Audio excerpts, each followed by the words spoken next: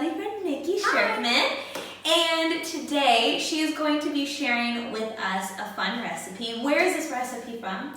This recipe is from Cookie and Kate. Cookie and It's Kate. one of my favorite bloggers.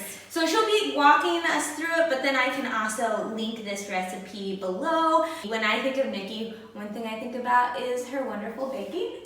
Actually, not just baking, really anything you eat or eat that too. I do to eat also. But make is delicious. So I thought it'd be fun for her to be able to show us a recipe that's easy, delicious, and somewhat healthy, right? Yes, yeah. There's by my definition. And that's good. That's great to me. So we're making a blueberry muffin recipe today. So we start with the wet ingredients in a bowl. I like to weigh everything. I use a scale. Do you prefer using a scale versus measuring cups Absolutely. for any recipe? For every recipe. Okay. I pretty much exclusively use a scale now. One, because it's way less dishes. I don't have to clean out measuring cups, and if it's especially with something sticky or like oil that's harder to get out of the cup once it's in there, all you have to do is put it right in the bowl and you just tap on the scale. So I'm a big fan and proponent of the scale, and then it's super accurate, and you'll have the same results every time. And then we're going to do our honey. So again, a great thing that you don't have to get a measuring cup out for or make a mess with. And we're doing 170 grams of honey, or a half a cup of honey. So Okay. just 170.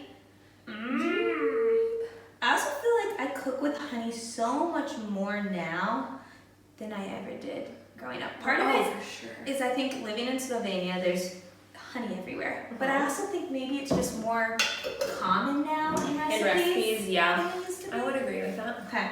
So then once you have the oil and honey, you just whisk. In fact, we might whisk. I would love to be the To combine them, it doesn't take long for them to.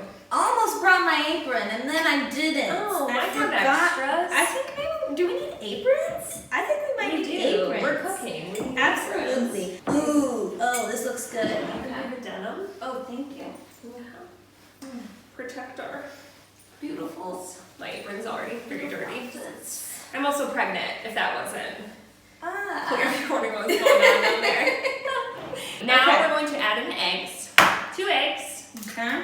One. Wow, you did that perfectly. Oh, not always. Have you yet mastered the one hand? Oh, yes, I can. But What? we're not here to show off. We're here to make it simple.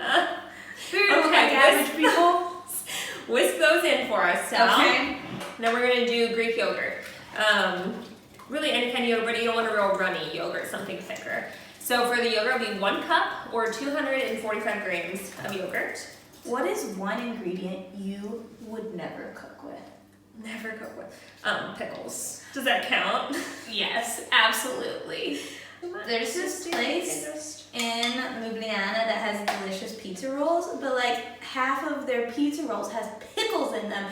And just this weekend, I ordered some and I asked without pickles, and they came with pickles. I was like, why? Pickles in a pizza. I don't get it. I've never had even heard. I know I have a thing with pickles, but I thought that. So then 2 teaspoons of vanilla extract. I also don't usually measure. I was gonna ask. I know. I'm a splasher. You know, just like the one. more That's the great. merrier. So you can whisk those together. Perfect. So that's all the wet ingredients. So we're gonna put those all together. And while Sally mixes that, I will measure out the dry ingredients. You want to switch spots? Would that be helpful for the Since dry I put all the dry ingredients on the other side, that would be helpful. ingredients? She's so smart. So we're gonna use whole wheat flour, 210 grams, or 3/4 cup. Okay, 210. I do use the teaspoon, tablespoon, these little spoons still. I don't usually measure those because it's so small. It's just easier to do with a spoon. 1 teaspoon of baking powder. Baking powder. Okay. Just kind of level it off. Question: do you know the difference between baking powder and baking soda? Because I wonder this all the time. You mean as far as like what they do? Or Like, what are they made from? oh, You know? that's a great question. I literally pondered this yesterday, but I didn't actually ponder it enough to like look at it. I should look this up. That's something that was really intriguing to me actually. So you've given me some homework for later. There you go. Perfect. Great. You look at it. You I'll do be it a for quarterback. 1/4 teaspoon of cinnamon, and then so we're gonna do 1/2 teaspoon of salt, which would be Great. just what we got in there. Oh wow. I use pretty much sea salt for everything. I just don't buy enough of salt, so no matter what a recipe calls for, this is what I use. Okay. Okay, so then I'm just gonna toss those together.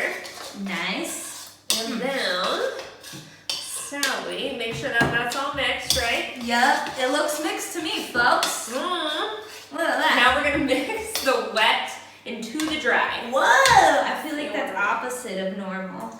It looks Mix until just about combined. Because then you're going I to can taste stir the honey in your that. blueberries. Okay, so we grabbed the blueberries. Yes. So we have 1 cup of blueberries. Ooh. Shall I? 6. First, actually, Oh. I'm gonna have you take just a quick teaspoon of flour. Oh, and put it in the blues? You put it on the blue. So these are frozen Okay. wild blueberries. In America, they would call them wild blueberries. In Slovenia, this is pretty much the only frozen blueberry you can get. And I think they are so superior in baking to fresh blueberries and even the normal bigger ones because they're smaller and so you don't get this explosive hot blueberry in your mouth when you make a muffin. And they just it makes a more cohesive muffin instead of these random big chunks of things. Did you put the flour on it so it doesn't then go all over the place? Yes, so when you put the flour on, so they're frozen blueberries, you don't thaw them, you just pull them right out of the freezer. You mix the flour on and it also helps them from sinking to the bottom of the muffin when you make them, so it keeps them. So it's Brilliant. real helpful. Okay. There you go, they just kind of fold them in. They don't get a little bit blue, usually purple, but that usually bakes out. So now we'll grab our muffin tin. This makes 12 standard muffins. Can I spray it? Yes, please. Where'd you buy this? Lidl has it here in Slovenia, so non-stick baking spray. You could just take, if you don't have that, you could just take olive oil or oil on it. Sometimes it does a little, kind of have to push hard sometimes on this specific. Oh. Yeah. Is this too much? Feels like a lot. Okay. This is great. I feel like it's gonna be drowning in. And I always prefer spray to muffin tin liners. I know your pan will technically be cleaner if you use liners, but I don't feel like you get the crust on the muffin with a liner. They just kind of stick to the paper. So I always That's true. With them. This, also, one of my most favorite things when making muffins or anything that needs scooped, an ice cream scooper. So this is the larger size. I know they have numbers, but I don't know what this number is. It's large. It's probably the equivalent of at least 1/8 of a cup, maybe 1/4 of a cup. Probably in between there. So you just scoop.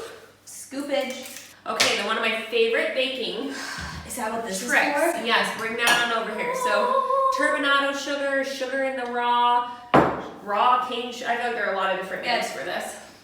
But on pretty much any baked good, I love to sprinkle this on top. So it's a coarser sugar. It's not normal brown sugar with molasses in it. It's a coarser gritty sugar. So you can get, I just get a handful and I sprinkle them on top of each and just gives baked goods such a nice crunch on top. I just really like that element of it. So how much do you like to sprinkle? you know, again, to your heart's desire. My heart desires a lot, so just gonna go for it. And these go in the oven at 350, so I've had it preheating this time, 350. And it'll just kind of depend on your oven, your pan. If you're using a silicone pan, a little bit less time. This is a metal pan. So I always start at about 15 minutes and then kind of check it from there. Okay.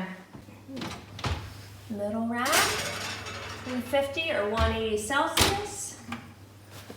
So in the oven they are. Okay. I start again about 15 minutes. Could take anywhere from 20 or a little longer. So just keep them one be browned on top and kind of when you touch them to bounce back a little bit, not sinking.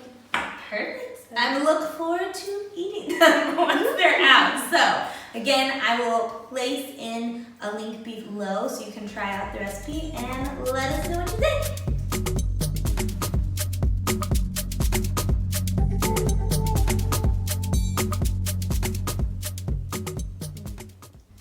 The sugar on top. Best part. It's a game changer. This is my happy dance when I eat. I like that. Cool. That's something my son would do. It's a good one. Definitely try it.